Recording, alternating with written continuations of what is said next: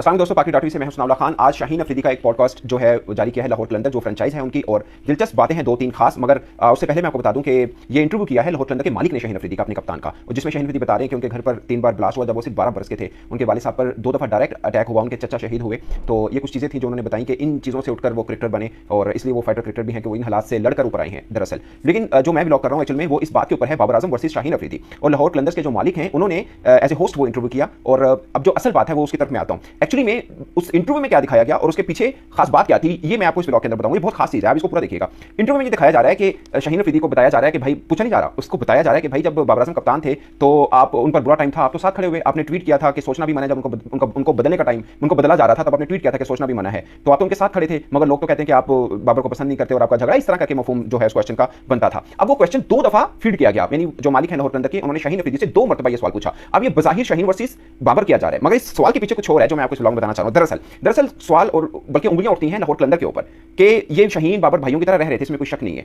और मैं ये समझता हूं कि शाहीन को जब कप्तान बनाया गया तो गलत नहीं था, वो डिजर्व करते थे, मैं इसमें भी कहता हूं। मगर जिस तरीके से लाहौर कलंदर्स की तरफ से हवाएं चली और लाहौर कलंदर इन सब खेल के पीछे इन पर इल्जाम आता है कि इन्होंने किया ये सब, और बहुत से लोगों को पता भी है कि ये किसने किया, इसमें कितनी सच्चाई है, हम सब जानते भी हैं इस पर। अब ये जो किया गया, लाहौर कलंदर के मालिक बैठकर इंटरव्यू कर रहे हैं और 2-3 बार ये सवाल जिसे बोलते हैं ना, जोर दे रहे हैं इस क्वेश्चन के ऊपर कि वो शाहीन वर्सेस बाबर कर रहे हैं। दरअसल वो अपने से हवा हटाना चाह रहे हैं कि हम कुछ नहीं थे इसमें, क्योंकि लोग उन पर इल्जाम आते हैं कि बाबर को हटाया गया और शाहीन को लाया गया, और ये सब के खेल के पीछे लाहौर कलंदर है, क्योंकि नाम उनका बदनाम हो रहा है। इसलिए ये इंटरव्यू सेट किया गया कि लाहौर कलंदर के मालिक बैठे हैं एज एन होस्ट और Shaheen Afridi as a guest बैठे हैं, और 2-3 बार एक ही सवाल के ऊपर बार-बार जोर दिया गया। असल में कहानी पीछे ये है, मैं आपको जो बताना चाह रहा हूं। दरअसल मैं अगेन कहता हूं कि शाहीन को कप्तान बनाया गया, वो डिजर्व करते थे, इसमें सब लोग मानते हैं। मगर जिस तरीके से पीछे सब चीजें चलाई गई और जिनकी तरफ से चलाई गई वो क्रिटिसाइज होता है, और फिर सब लोग कहते हैं कि आपने बाबर को तो हटवा दिया, अब देखें क्या हाल बन गया। तो इसलिए मुझे लगता है कि शाहीन के साथ भी ज्यादती हुई, क्योंकि वो इतने अच्छे कदकार के क्रिकेटर थे, वो डिजर्व भी करते हैं। ऐसा नहीं है कि वो कप्तानी को डिजर्व नहीं करते थे, लेकिन ये सब चीजें जो हुई, मैं जो आपको बता रहा हूं, उसके पीछे इत्तेफाक की बात है कि एशिया कप में झगड़ा हुआ, वर्ल्ड कप के बाद बाबर से कप्तानी हटा देगी, तो लोग तो आएंगे ना कि ये सब चीजें पीछे एक चाल चली गई है। अब क्वेश्चन सुने, जो मालिक हैं लाहौर कलंदर के, जो शाहीन से सवाल पूछ रहे हैं, आपके लिए हैरान। अब वो सवाल पूछ रहे हैं कि लोग सोशल मीडिया पे बैठकर आपके खिलाफ प्रोपेगेंडा करते हैं, उनका अपना कोई एजेंडा होता है, लेकिन वो बात आपके मुंह में डालते हैं और आपके ऊपर बात कर रहे होते हैं, आप जवाब क्यों नहीं देते, ये सवाल है।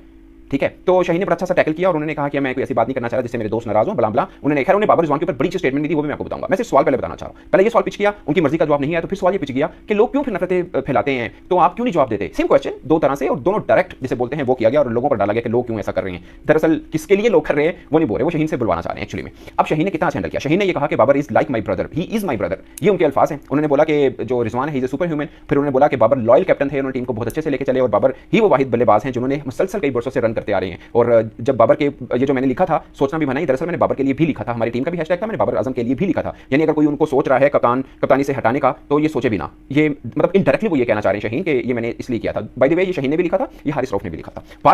बाद में दोनों को कहा गया कि आप ये हटाएं, किसकी तरफ से कहा गया था, मैं उसके ऊपर आना नहीं चाह रहा हूं। तो असल में चीज़ ये है, अब जो मैं वही कह रहा हूं कि जो फ्रेंचाइजीज होती है ना, खासकर पाकिस्तान सुपर लीग के अंदर जो फ्रेंचाइजीज हैं, इन्होंने कई मरतबा क्रिकेटर्स को यूज़ किया है। जावेद अफरीदी जो पेशावर ज़ल्मी के हैं, उन्होंने शाहिद अफरीदी को यूज़ किया। यह शाहिद अफरीदी को बहुत देर बाद समझ में आई, और मुझे लगता है कि शाहीन को जल्दी समझ लेना चाहिए, दिग्गज जो कप्तान है, क्योंकि अब भी जावेद अफरीदी किसी और को मतलब लेके चल रहे हैं, किसी और कप्तान को, आपको पता है वो कौन है, बाबर आजम की मैं बात कर रहा हूँ। सेम बाकी फ्रेंचाइजीज में, खासकर लाहौर कलंदर, वो शाहीन को कंधा क्यों यूज़ कर रहे हैं वो भी सबको मालूम है। ठीक है, और इसके अलावा खैर इस चीज़ के ऊपर एक अलग ब्लॉग होना चाहिए कि ये फ्रेंचाइजीज का जो सीन है ना, डायरेक्टली क्रिकेटर्स को कैसे यूज़ करते हैं और माजी में कैसे हुआ, सबको मालूम है। डैरेन सामी ने एक बार पेशावर ज़ल्मी के मालिक के बारे में क्या ट्वीट किया था, और उसके बाद अगर आज भी वही कोच हैं पेशावर ज़ल्मी के। तो ये एक लंबी कहानी है दोस्तों, इस पर बाद में चर्चा होगी। लेकिन फिल वक्त शाहीन अफरीदी की ये बात जो उन्होंने की, बाबर आजम के हवाले से एक तरह से डस्ट क्लियर करना चाह रहे थे वो, और किसके हवाले से डस्ट क्लियर करना चाह रहे थे ये भी आपको शायद समझ में आ गया हो। मेरे साथ आपके लिए इजाजत दीजिए, अल्लाह हाफिज़।